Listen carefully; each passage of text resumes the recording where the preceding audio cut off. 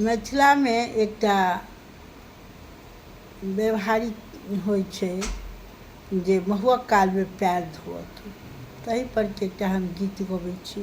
पुराने गीत छै, लेकिन ई सब अपन सबके परम्परा जे छै से आइ काल्हि के बच्चा सब सोचे की विधि गीत के माध्यम से कनि सुनते तो कनि बुझते इहो गीत सब होइ छै।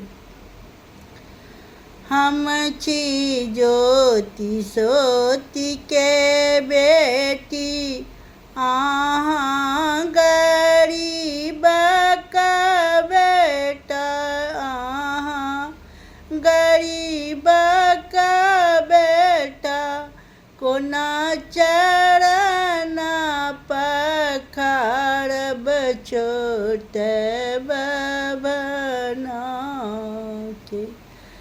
हम छी पढ़ल लिखल, अहाँ मूर्ख चपट, अहाँ मूर्ख चपट, कोना चरण धोएब छोट बभना के। हम छी नौकरी करैत, अहाँ बेरोजगार, अहाँ बेरोजगार, कोना हम चरण पखारब छोट बभना के। कोना चरण पखारब छोट बभना के। ई सब एहि लेल बतायल जाइ छलै ताहि दिन जे पति पत्नी में नोक झोंक केना होइ छै और दुनू एक दोसर से एहि